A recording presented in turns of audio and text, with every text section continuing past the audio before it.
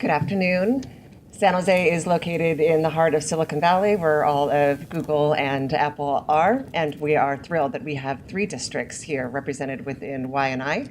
And it has been such an honor to work with amazing, dedicated teachers this past day and a half, in which we as a cohort are fully committed with 100% support to make sure that everything goes in the way that we intend it to do and to have our local chapter starting soon. It was asked that we share 2 questions with you. I'd like to just give you an overview of the first one, in which how will current and past fellows work together. We had a fascinating discussion in which maybe perhaps even an aha moment that the past and present units that have been developed by the fellows probably are not in as many hands of their colleagues as we would like them to be. So they are committed to doing some professional development sessions where past and current fellows will share their units with their colleagues so that we can create a ripple effect and get these strong implementation of the work that has been done here at the university. Good afternoon. I'm Deepa Mukherjee. I'm San Jose Unified School District. Mr. Chris Funk, who's the superintendent of Eastside Union, was with us, but he had to leave a little early to catch his flight. So I wanted to make sure that you knew he was here. He sends his regards. I'll speak to the second point that we were asked to speak to, and that was how participation in Y&I benefits the districts and the fellows themselves. As a director of curriculum and instruction, I work very closely with our teachers, and we lead that work with student outcomes in the forefront. And I think participation in Y&I speaks to both of those points. In training teachers and providing professional development, we often find that teachers were initially drawn to the profession because of their love for the content area. And after being in the classroom for several years and the daily grind of being a teacher and facing your students for 5 straight classes in any given day, they often get distance from that love.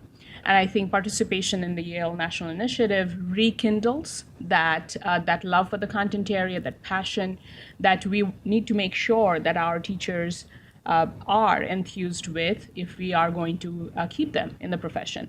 In the Silicon Valley, our home prices are astronomical, and often an educator's salary is not enough to keep our teachers there. So teacher retention is a huge issue for all 3 districts involved. And we believe that for many of our mid-career teachers, for teachers who have just completed induction and are looking at a long-term career in education, that opportunities such as this will help us keep them in the profession, and their passion for their content area as well as for teaching in general will help us and encourage other teachers and keep them in the profession. The other point that I would like to speak to is student outcomes, because as I said, all 3 districts in the San Jose area, we keep student outcomes in the forefront of our work with teachers. And we often find, and data shows, that students who are exiting the K-12 system and going into post-secondary education, that they are not being prepared adequately to perform, to succeed in college and in university. And I firmly believe in my interactions with teachers in the last couple of days, as well as faculty, that the interaction between K-12 educators and faculty members here or any local university would go a long way in building that transition so that our K-12 educators, especially in the secondary sector, gain a better understanding of what is expected of their students when they exit high school. So we believe that on both those counts, Y&I is a wonderful opportunity. Thank you for the opportunity for bringing our teachers. Thank you for the opportunity for us to get to see their work firsthand. And a big shout out to our student who spoke yesterday. And it warms my heart to see how much it takes them. Thank you.